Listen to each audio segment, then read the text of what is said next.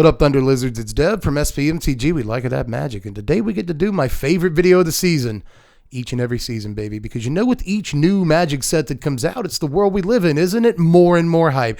Exponential, never-ending levels of hype train. And with this set, not only was it no different, it was way more than usual even. This set has been picked cleaner than a Sunday buffet in Panama City Beach, so it was hard to find cards that were underrated. So much so that for the first time in a really long time, we're going to talk about the top 10 overrated cards in this set in our next video. But that's not what we're doing today. Today we're going to do the exact opposite of that and talk about what few cards I could find in this set that I still think are underrated. So let's finally finish off this intro that took me so many takes to nail down, and we will talk about the top 10 sleepers in Lost Caverns of Ixalan. We did it, chicken.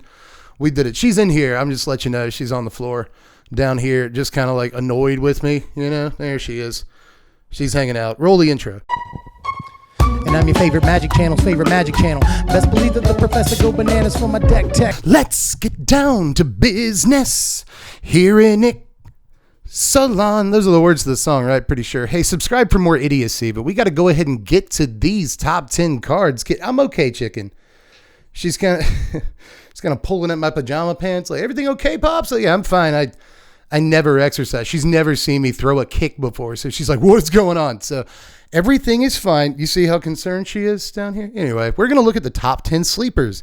Papa's just doing his job here in the Lost Caverns of Ixalan. So let's start, as usual, with an honorable mention. Just one this time. Now, chicken, as is tradition around here, our honorable mention this time is a bad card, which is pretty much the whole list, right? Just bad cards that Dev thinks might be okay. And then I get like one hit in every 3 videos, but I'm like really happy about it. You know, maybe we'll get one in this video, chicken, who knows? But one way or the other, this time it's a card that I'm pretty sure, I'm like 85% sure is pretty bad, but it does have some positive attributes, and I want to shine a spotlight on it because if I don't do it, literally no one else will ever talk about this card. So have you seen In the Presence of Ages? Is this a card that has crossed your eyeballs yet? Probably not, because you didn't even realize that's not the real art for the card. This art is from Nickelodeon's Legends of the Hidden Temple. This is the actual art for this card. But whether you're a blue barracuda or a silver snake, I myself am of course a purple parrot, you should be able to appreciate this card. Kind of a mashup between Grizzly Salvage and Quick Study. I know that's a weird thing to say, but Grizzly Salvage is an old, everybody used to love this card. Remember when Grizzly Salvage was good and we used to be like, hey, reprint Grizzly Salvage? I'm pretty sure it's not actually that good anymore, one way or the other. Putting a bunch of cards in your graveyard can be awesome. This card accomplishes that while still effectively drawing you up to 2 cards the way that like an instant speed divination like Quick Study can do. So basically what I'm saying here is 3 mana at instant speed, draw 2 cards, put 2 cards in your graveyard is probably better than you think. Is it good enough to see play? I don't know about that, but it's at least better than you think. But is it time to start the actual list yet? I think so. Are you ready, kids? Because number 10 is Throne of the Grim Captain. This looks like a joke card, right? But I think that deep down, it's actually a serious person. Just on the front half, yeah, it's got all those creature types on it. Let's not worry about that for now. But just tap to mill yourself 2 cards. Could be worse. When you get down to brass tacks, it's kind of a decent function of the card just in and of itself. It helps you get to its own craft cost because you can craft with stuff that's in the graveyard. And then once you do flip it over, which actually isn't as hard as it seems, more on that in just a second, then you get the Captain.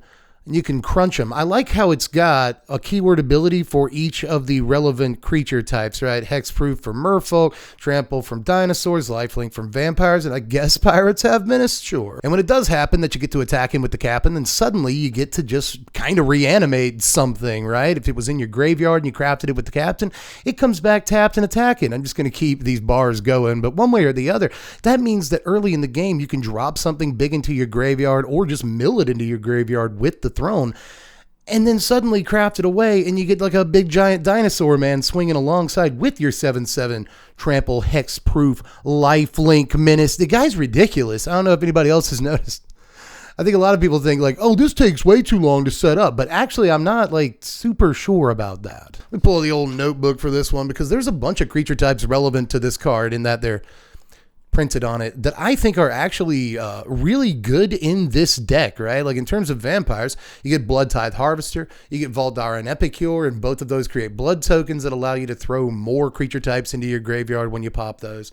That's kind of nice. In Merfolk, you get Synode Scout, which is an awesome 1-drop, especially decent in this deck. Looks like it's looking for 1-drops is all I'm saying. But you also get Vohar.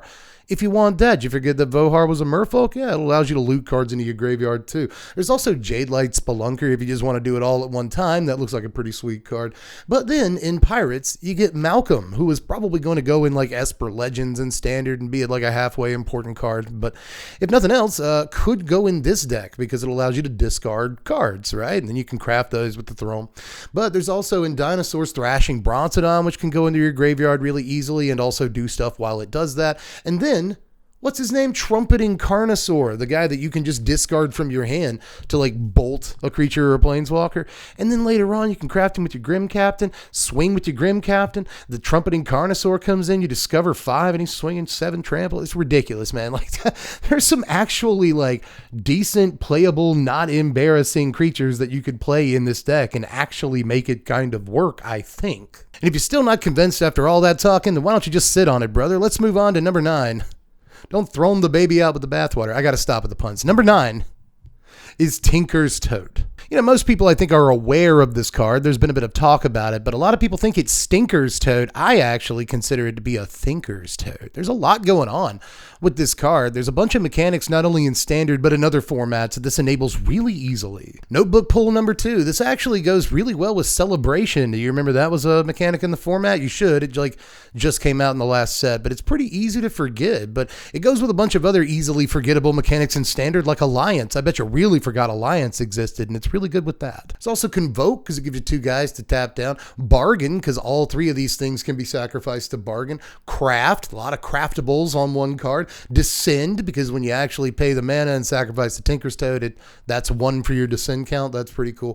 Michiko's Reign. This is +3/+3 if you play a Michiko's Reign. Seems pretty decent. Bartolome. He's in this set. You sacrifice all 3 of these guys to Bartolome.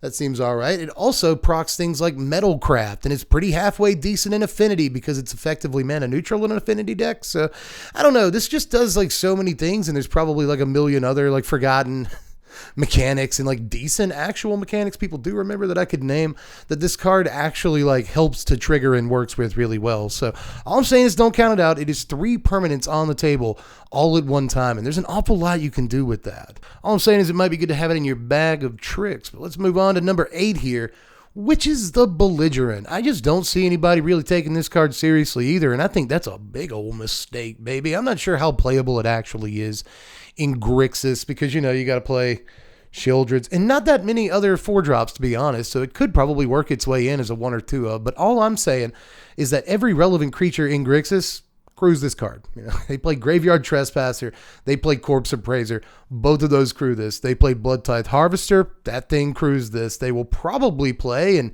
really I guess this matters for decks outside of Grixis too, but they will probably also end up playing Tishana's Tidebinder, which I don't know if you noticed also crews this and is actually like pretty interesting on curve. But those are just the practical reasons why the card is on this list. I think the other half of the reasons why it ended up here is because I just feel like I'm kind of being gaslit by the other content creators in the MTG community here, because everyone's like, oh, all you do is draw a card and make a treasure token. And I'm over here like, you draw a card and make a treasure token. It swings as a 5/5. You get that, right? Like everything crews it. Like what's the problem here?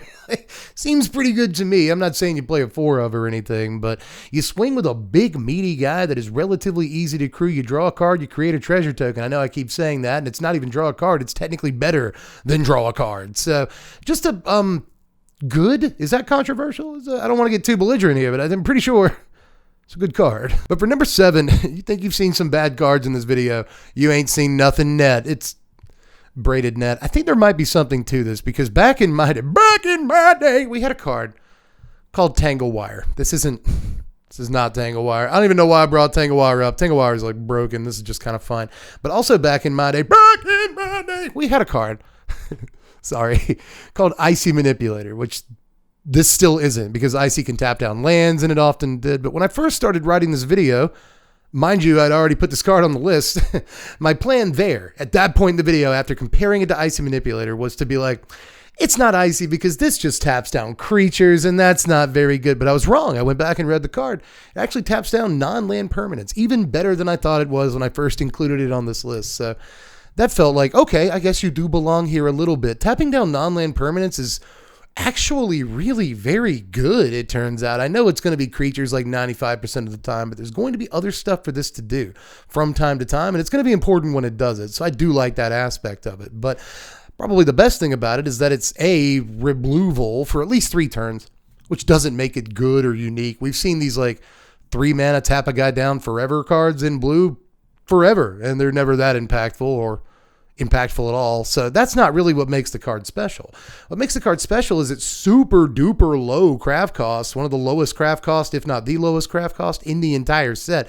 And then you get this thing that, yeah, it's 4 mana, but you still draw a card for each artifact you control. And it includes itself. So you're at least drawing 1 card, but there's going to be decks where you have like food and clues and treasures and all the others, map tokens, whatever, blood tokens. I mean, you can just have some combination or just a few of one of these, whatever, and suddenly you're drawing 4 or 5 cards. And in the Tezzeret deck, that lowers this thing's activation cost. It also plays Omen Hawker, which pays for this thing's activation cost, and also plays Enigma Jewel, by the way, which pays for this thing's activation cost and is an artifact. Suddenly this card starts looking a little bit better. And when it comes to keep doing what you're doing. Let's move on to number 6. Akawali the Seething Tower. A lot of people know this card exists too, aren't taking it seriously enough. Again, massive mistake. Where are you at? Wombo combo, Happy Feet, where are you at? I'm not really sure why so many people are poo-pooing this. They read it once and they're like, oh, well, you'll never get to send 4. What are you talking about? Can I read you some of the million ways you can get to send 4 very easily without playing too many embarrassing cards in standard right now? Turn 1 Death Bonnet Sprout. That's going to help mill you a little bit. Turn 1 Gnawing Vermin. That mills you a couple of cards. Maybe you go with one of those new Capenna lands like River Tears Overlook or whatever it's called. And that'll get you not only a source that's important to your deck, but a card in your graveyard for descend. On turn 2, you can play Undead Butler, and that mills you 3 cards. Oh, you're there before you've even played the guy on turn 3, so that's pretty good. You can also play a card like, say, Deathcap Marionette. That's new in this set. 1/1 Death Touch, mill 2 cards when it comes into play. Blanchwood Prowler, get a land if you want it, just contribute to your descend count if you don't. That's not a bad card either. So, like, Teachings of the Kirin, that's actually a decent card. I could say some of these cards are not cards you really want to play, but Teachings of the Kirin is a very good card that'll put a bunch of cards into your graveyard, and again, make it so that it's super easy to have this on turn 3. You're basically playing Lovestruck Beast, 3 mana 5/5, only this case it has trample and doesn't have to have little dorky 1/1s around so it can attack. Also, if you play a deck with this guy, you get to call him Wally. How cute is that? It's the most charming thing I've ever heard. I want to play him and be like, here comes Wally. I want to do that. So let's move on to number 5, which is Thean Journal, another card that fits that criteria of like people do know about it, but they think it's bad or they're not paying enough attention to it or whatever. And I think this is just Lion's Eye Diamond all over again. It makes you discard your hand though, Dev. Yeah, so does like One with Nothing. That's probably not the best example, but people love that card. It did a thing from time to time. And of course, Lion's Eye Diamond. Why hasn't like Ristic Studies done a video like the story of Lion's Eye Diamond? Call it Diamond in the Rough. If you don't do it, I'll do it, Sam. You don't watch these. Anyway, let's talk about what this card actually does besides just comparing it to other cards and stuff. That seems good. First of all, you can tap this as a free sack outlet. It's free. I mean, it's only once a turn, but it is a free sack outlet for just 2 mana, and you draw cards off of it, which is, I don't know, strong? You guys know that's strong, right? You kind of don't even ever have to flip it over. It's just card draw every single turn that also gives you death triggers and stuff. It's really good, even starting on turn 2 in standard, because we just got like Greedy Freebooter or whatever it's called, the 1 mana 1/1 that gives you a treasure token when it dies. We also just got Market Gnome, so if you want to play that on turn 1, you can.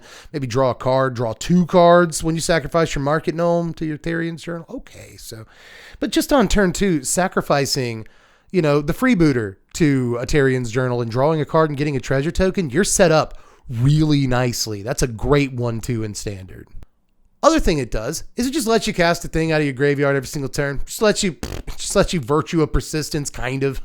You still have to pay the thing's casting cost or whatever, but you still get to cast a thing out of your yard every single turn. You get to Muldrotha. Are any of these making sense? So all I'm saying is that a land that is really, really difficult to interact with and says this almost kind of says you win the game on it. Yeah, you discarded your hand, but I don't know if you've read the card. Let me read the card to you again. You get to just play stuff out of your graveyard. You see that part where you discarded your hand, but not really. So long as, you discarded creatures that mattered, you still get to play those out of your yard. You can get started with this very, very early in the game, or you can draw it off the top of your library when you got nothing else in your hand on turn 6, and suddenly it starts looking really, really good. So again, I just wish more people were talking about the card. That's why I've spent 12 minutes talking about it. Let's move on to Kutul here at number 4. He's a Malamet exemplar, an exemplary Malamet. Now, this guy, again, people mostly jeer at. I will never let go of the fact that during spoiler season, I said that maybe he could be kind of good. And then somebody in the comment section was like, that guy sucks. He's terrible. And I was like, I don't know. Come on, man. Because, back in my day, we had a guy called Teferi Time Raveler. This wasn't even actually that long ago, although we all wish we could put it out of our minds. This thing got banned in Standard. And I know that it doesn't have exactly the same text on it because, with Teferi, you could only play stuff at sorcery speed, and it turns out that is a massive headache. But with this guy, he's really close. 3 mana, and they can only play stuff on their turn. That's really halfway decent. That means as long as this guy resolves, he's on the table for at least that turn, and if they want to deal with him, they had to tie up mana on their turn to do so. Just that in and of itself, I will contend again and again, is actually halfway decent by itself. But there's actually ways you can get this guy going on turn 3, the turn you drop him. Often, the measure of whether or not a card is decent in Standard is whether it does anything meaningful to the board state the turn that it comes down. And this, you could argue, does, depending on what creatures you're playing on turn 1 and 2, right? You could always go with like Botanical Brawler on 2. That gets a couple of +1/+1 counters. That's higher than its base power. Evolving Adaptive. That's going to get +1/+1 counters. Get on in and draw you a card. There's also Gala Greeters and Kyrion Beastcaller, and all of these are amazing 2-drops to use alongside Kutul. But then there's stuff like Intrepid Adversary, which will give all your creatures higher than their base power. That seems pretty good. Stuff like Wedding Announcement, basically any Anthem effects. Seems good. So that also works, I suppose. Where was I here on this notebook? Oh, yeah. There's way more than even just that. There's also just the Enchantress deck that's currently in Standard. I know that seems like a weird one, but like Generous Visitor, Kami, and whatever his name is, Calyx, the 3-drop that everyone plays now in that deck. Like they all either have base power or contribute to other things having base power higher than their actual base power. So he seems decent in that. They have to like bust up your stuff on their turn and can't interact with it on your turn. That also seems halfway decent in the enchantments deck. So wouldn't put it out of contention, but probably not quite. And finally, a neat one is that at instant speed, you can wait for your opponent to not block. You can wait for blocks to go off and then flash in a Wandering Emperor. On the turn after you play this guy, give one of your unblocked dudes a +1/+1 counter, draw a card. That seems like a fun little play. So there's a lot of like kind of neat, curvy interactions with this dude that, again, like I've said in previous entries, don't necessarily involve playing embarrassing cards. You don't have to play bad cards to play this guy. You can play Wedding Announcement and Wandering Emperor and still play this guy to like pretty good success and shut down anything your opponent wants to do on your turn, which again, I think is just freaking incredible. And not enough people are talking about it. Up next here at number 3, good, we're in the top 3 already. I didn't even realize. I'm just having fun, dancing and playing and singing all night. Number 3 is Dowsing Device. There are a few of these transformable things on this list, aren't there? There's a bunch that are getting a ton of attention and a bunch that aren't getting enough. And I think that Dowsing Dagger is basically one of, still not quite the, but one of the most deserving of praise that I've seen in this set that's getting like literally no praise. First of all, back to Tinker's Toad for a second. Did you know that just playing a Tinker's Toad flips this card? I think that's kind of a neat interaction right there. Look for that in Limited. But honestly, what I'm more interested in with this card for Standard is Oni Cult Anvil. And there's a couple of decent looking Anvil cards like Zoyawa, the Rakdos Legend dude, looks halfway decent in Anvil. But I actually really like the idea of this in an artifact heavy Anvil deck that plays like Experimental Synthesizer and stuff like that. But you've also got Blood Tithe Harvester putting artifacts into play. You've got Anvil itself putting artifacts into play. And this can give those artifact tokens haste, which I think they desperately needed in some situations. That's pretty sweet. That just seems okay, man. So I don't know, dude. I think there might be something just to the front half of this card, but once you do turn it over, again, man, not only do you get a land out of the deal, and ramp is a big thing, and it can happen the turn after you play this card. You know, if you get 1-drop artifact into this on turn 2, into turn 3, play 2 artifacts, or just somehow get 2 artifacts on the table, this is going to flip over and be untapped and able to tap that turn. This is actually really easy to get you ramp on turn 3. So maybe your ears should prick up about this card if for no other reason than that. Kind of an Anthem effect in a way, right? For the artifact decks that just becomes this like Kessig Wolf run. I'm going to compare it to that card a little bit later in the game. And that's awesome even at sorcery speed. So just like, can we talk about some of these cards? Why doesn't this look good to you? It looks great. Now here at number 2, we have the only entry on the entire list that I have 0 notes for. I'm going to cover up number 1 so you can't see it. But look at that. Look at all those notes. And then number 2, 0 notes whatsoever. It is Springloaded Saw Blades. Of all of the like craftable artifacts in the set that I think deserve more attention, this is easily, and I mean like heads and shoulders, the one that I think is getting the least, right? Like, I think that this one really, I know, look, we are in a set. We're in a standard with a bunch of amazing removal spells, but even just this set has 2 incredible white removal spells that do obviously look better than this. It's got a black removal spell that looks amazing. It's even got a red removal spell that looks like it's going to see Commander play until end of time, right? So I know that stuff like this can easily get lost in the shuffle, and when you see it, you're like, oh, it's a Hollow Knight reference, or whatever. You know what I mean? At least it gives me Hollow Knight flashbacks, but still, it can really not seem that impressive when compared to some of the other removal in the set. But I also have to remind you that none of the other removal in this set, or in Standard for that matter, is also a 5/5. Except for Magmatic Galleon. I guess that is also a 5/5 removal spell. But I think you get what I'm saying, especially considering that Magmatic Galleon costs 5. This costs 2. And it's going to be able to hit stuff really early in the game. It is only 2 mana to get this down. So not only is it going to give you a permanent, it's going to give you an artifact. That's going to matter some of the time just in and of itself. But this is going to remove everything from like a little guy in soldiers or mono red all the way up to Shelly herself. 5 damage is an awful lot to pop an attacking creature with. So I think that's cool. And the creature doesn't even have to be attacking. It just has to be tapped, which will matter against certain decks that care about activated abilities, Agatha's Soul Cauldron, and blah, blah, blah. So keep that in mind too. All I'm saying is that the front half of this is a pretty serviceable removal spell, but the back half is basically a 4-mana 5/5. You see, back in my day, we had Jism Djinn, which is a 4-mana 5/5. Deals a damage to you every turn. Probably one of the most famous black creatures in the history of Magic the Gathering, especially for the first 15 years the game existed, because a 4-mana 5/5 is really good.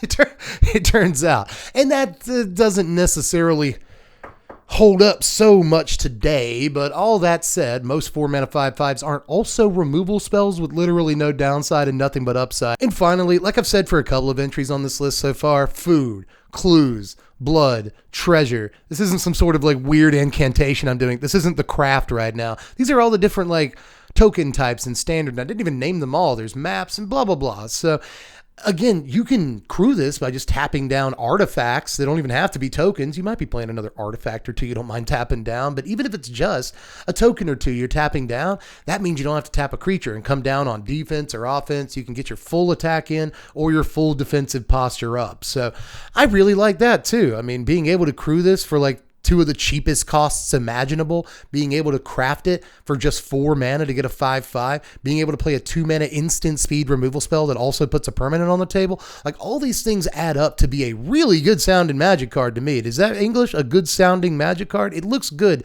and it makes it to where I can't even talk. See, it makes it to where I can't even talk. I can't English because this card looks so good to me. Why don't you like it? Because it's bad. No, it's not. It's pretty fine, actually. But let's move on to numero uno, which is a card that, first of all, I don't think a lot of people are reading right. I'm not sure if people have really caught exactly how they worded this card, but one way or the other, number 1 is Tarian's Soul Cleaver. That's right, Tarian's. I don't even know who Tarian is, but Tarian's got a bunch of cards on this list. A couple of things about this card. First of all, I think that a lot of people are just imagining that the words "you control" are on this card somewhere, but they're not. It's just whenever any artifact or any creature from any part of the table is put into a graveyard from the battlefield, +1/+1 counter. Also, remember, and I will fight you on this because I always get people fighting me on this, and it's actually a really basic rule of Magic the Gathering, but remember that tokens touch the graveyard briefly before they go into exile. So if opponents say sacrifices a treasure token, that's a +1/+1 counter for my guy. Oh, do you have a Smothering Tithe? Oh, do you have a Dockside Extortionist? Okay, thank you, actually, in fact, very much for all the counters on this guy. Even in Standard, those are mostly Commander examples, but even in Standard, this might be something that makes Kimba more palatable, probably not playable, but it's actually kind of sweet on a Kimba. And alongside, say, Bartolome, maybe we can get to smashing a little bit, right? Because this is basically going to give Bartolome 2 +1/+1 counters whenever you get to sacking stuff. And it's going to give him a counter whenever opponent decides to do stuff. And remember, stuff goes to the graveyard, you know, like in combat, creatures die. So whenever, say, you have a creature trade with an opponent's creature in combat, that's 2 +1/+1 counters for whatever's wearing the Soul Cleaver. I'm not saying this is the next best thing to a Numazawa's Jete or a sword or something like that, but this does look like a pretty intimidating card, especially when you do get to those singleton formats and everyone's doing a bunch of chaotic stuff all the time. It's just piling up creatures on your dude that's wearing a lightning greave, so what are they going to do about it? Like, all I'm saying is that in Commander, this looks unbelievable, but there's other ways to set it up in Standard and Pioneer too, so I wouldn't be surprised to see it there in equipment decks or sacrifice decks or whatever. So just actually, the more I look at it, a really good card, and I think I might be the only one looking at it. I'm certainly the only one talking about it, so take another look at this. I think there might be something there. But that's it, Ski Lewitsky. That's all the sleepers I got to talk about this time around, but like I said earlier, next video is going to be the top 10 most overrated cards in this set. That should be a fun one. Never really done that before, and then the one after that is the top X cards in the set. It might be a top 50, but it looks like I can get it down to a 25. So, you know, a lot of stuff coming up in the next few days here. Make sure you're sub to the channel, sub to the sandwich, sub to the station, and do all that stuff. You can also like the video if you feel like it. I hope you do. That means I did a good job. Aside from that, you can check out the Twitch channel where we're going to be playing in the early access event. That's probably going to be the same day you're watching this video, so check that out. We're going to be getting on there later on in the evening, Eastern Standard Time, to play some Magic the Gathering cards. Aside from that, you can check out the Patreon. That's where you can vote for what decks we're going to be doing first this season. You want to see dinosaurs first? You want to see vampires first? What do you want to do? You want to see something kooky first? I don't know. You got to vote. It's $1 a month to join the Patreon. Link in the description. Help me out. Support the channel. Do all that. And I'll let you vote and change the course of YouTube history, in fact. But I guess I'm done now, right? Is that, in fact, all Ski Kowalski? I guess we don't really have a bunch of cards on the couch, so I can't really do couch card of the day. But I do have Pokemon cards right here. If we picked out a random Pokemon card, what we get? All right, it's a Hoppip. Everybody, we got a Hoppip. I don't know how I feel about it. Wish we'd have gotten something better. But Hoppip's cute, you know. But anyway, that's all I got, everybody. I love you very much. Do all the YouTube stuff. Links in the description for more things I want you to do. And subscribe for more videos and such. That's my job. It's what I do. I'm Deb from The Place. Thanks for watching, Wizards. Spread love and be kind.